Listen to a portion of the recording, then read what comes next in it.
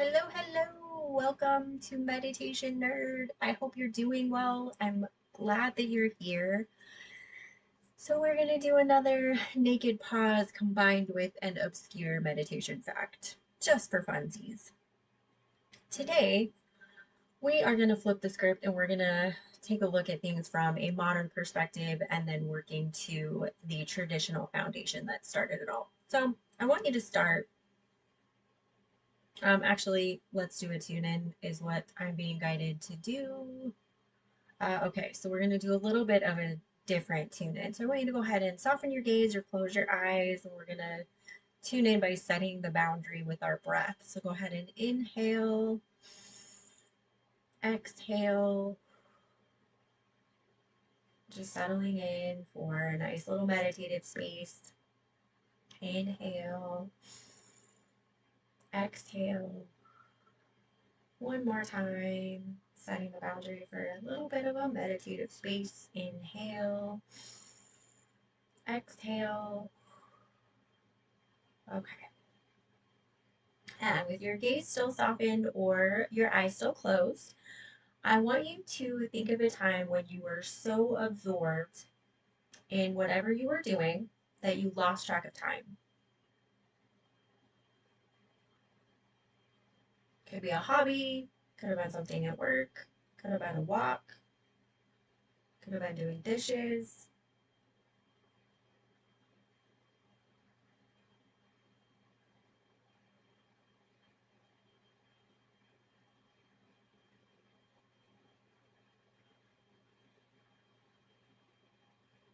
My point here is to notice the you, quote unquote, that worries, plans, second guesses.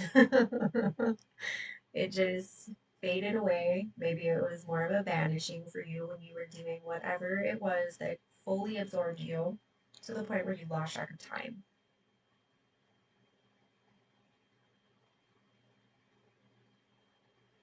Because it's this moment where you became what you were doing, that your mind was not separated from the action. You were fully becoming the action that you were engaged in. This is what modern psychology calls quote unquote flow. I'm sure a lot of us are familiar with this. You know, I am. Don't really care for the presentation personally, however. And this wasn't just a nice feeling, and it's typically associated with high performance, right? What's left off of this as far as the athletes are concerned and high performance at work, that type of thing. What's sanitized out of this is the fact that we are pure awareness in that moment. So, yes, it's very cool that athletes can do it. Yes, it's very cool that it can be applied in your corporate life. All of those things are very cool. What I find especially amazing about this is the lived experience of being pure awareness. I thought that was very cool.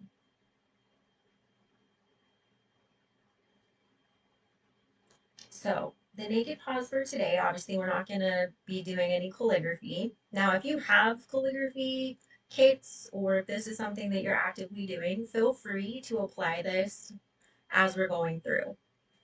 That's perfectly fine. What we're going to be doing here is we're going to bring those memories of this pure awareness back into full vivid color to really connect with it, to look at it a little bit more closely, see where it was easy to sink into that action. Maybe some areas where it was a little bit more challenging as guides for how to do this more regularly, more easily. Not to disconnect, not to disassociate, just so that we have a point of reference, right? So again, with your gaze rather still softened or your eyes still closed, whichever you are currently utilizing, I want you to just bring this memory back to mind. Now, if you are doing the actual calligraphy here, that's perfect. I want you to just sink into the actual flow of the calligraphy itself.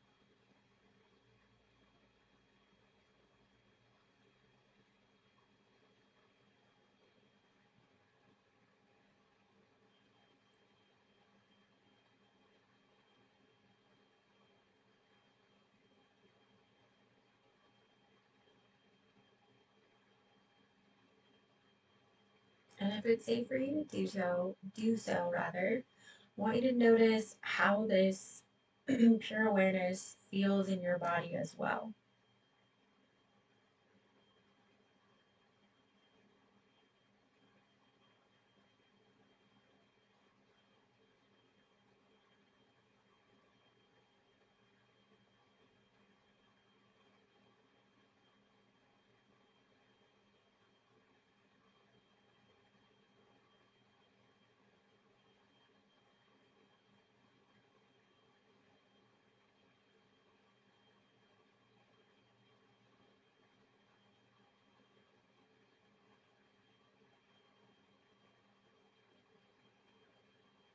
Couple more breaths here.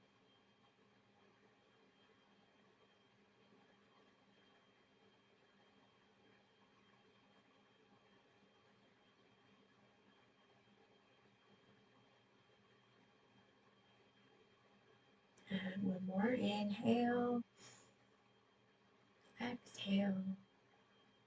And then gently bring yourself back into the room, back into your surroundings.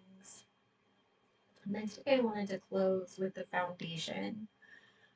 And this stems from the Zen calligraphers who treated this state of being as the highest form of meditation for centuries. And this was what I believe is so called Shodō. And my apologies, that's as close as my English can get to wrapping my teeth around the correct pronunciation. So in Shodō, the brush, the ink, and their breath all became one with a single intention of writing, right? So it was really that you would sink into the act of writing. I find Japanese calligraphy to be just fascinating and beautiful. Mostly, I really gravitate towards the brushes. Obviously, the written Japanese language is beautiful as well. I didn't ever really connect with the English calligraphy because of the pens. They felt really abrasive and jarring. So I never really was able to connect with the pens that are used in English calligraphy. Um, the point being here, I'm getting a little bit off topic. Sorry about that. This foundation of a single spontaneous fearlessness in their writing, I thought was just amazing. That it became a meditation in and of itself. And it really just resonates with my belief that meditation is everywhere, right? Because again, my personal definition of meditation is that which brings us into the present moment.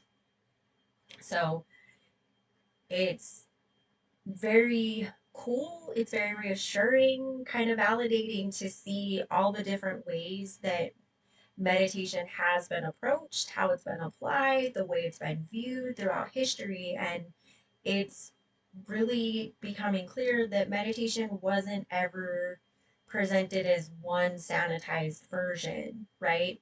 Obviously, there's a whole lot of gray in here. You know, everybody has their own opinions on quote unquote best and most effective and all of that. Not really getting into that discussion here. Everybody resonates differently, so best is subjective. I just really like the through line here of these obscure facts where it really is a matter of where do you see your presence really showing up, right? Where is your presence guiding you for it to best fully be there? And then the question becomes, okay, so how do I turn this into a meditation? Or how can my presence bring this style of meditation to more people? Will it help more people? That type of thing. So I really loved this one. Um, it's just wonderful that there are so many different ways that meditation has shown up throughout history, throughout traditions. And I just love this one, especially because I see the Japanese calligraphy is just breathtaking. Anyway, that was it for today's Naked Pause. I hope you found this beneficial. I'm grateful that you showed up to be with me today.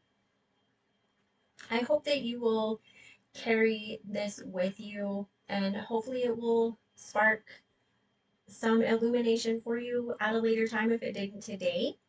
Um, just a reminder, let your presence guide you.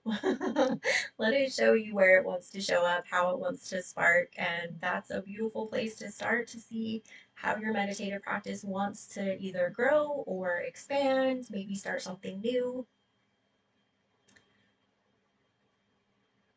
Because meditation really can be an act of motion, right? It can be moving. It can be so many different things that brings us to full presence. So that's it. I thought there was something else that wanted to come through. I just didn't want to end. Anyway, thank you again for showing up. I'm glad you were here and see you next time.